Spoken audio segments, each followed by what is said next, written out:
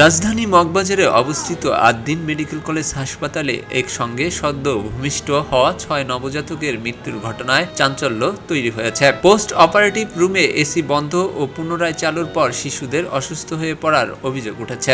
ঘটনাটি তদন্তে মাঠে নেমেছে স্বাস্থ্য অধিদপ্তর, সিআইডি ও আইনশৃঙ্খলা বাহিনী। ৬ নবজাতকের মৃত্যুর ঘটনায় স্বজনদের কান্না আর আহাজারিতে ভারী হয়ে ওঠে হাসপাতালের পরিবেশ। হাসপাতালের করিডোর জুড়ে স্বজনদের উৎকণ্ঠা আর বুকফাটা আর্তনাদ যেন এক হৃদয় বিতারক পরিস্থিতির জন্ম দেয়। ভুক্তভোগী পরিবারের এক সদস্য অভিযোগ করেন, নবজাতককে আইসিইউতে নেওয়ার কথা বলা হলেও দীর্ঘ সময়ে অপেক্ষার পর তারা জানতে পারেন শিশুটি আর বেঁচে নেই।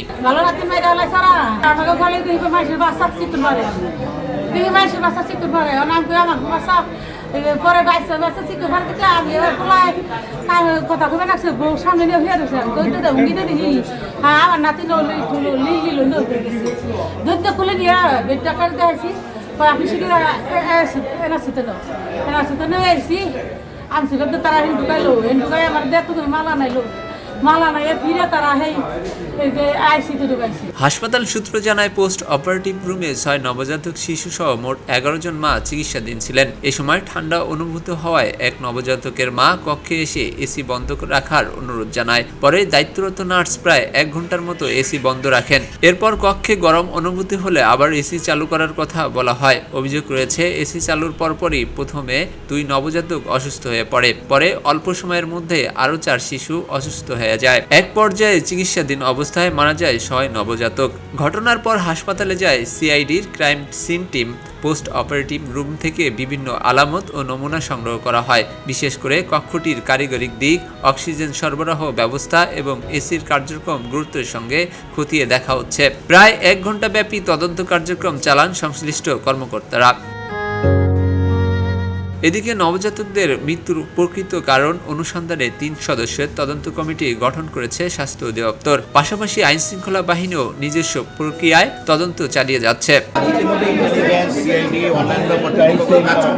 তারা যদি মনে করে যে এর মধ্যে কাউকে তাদের সন্দেহজনক বলতে ওনারা বলেছেন যে আসলে ওনারা স্তম্ভিত স্বাভাবিকভাবেই, যে এখন ওনারা যে মানসিক প্রভাবে আছে স্বাভাবিকভাবে যখন কোনো গার্ডিয়ান তার শিশু সন্তানকে এরকম হারান তাদের তো অনেক কষ্টর জায়গা থেকে তাদের অনেক অভিযোগ আছে যে সেবার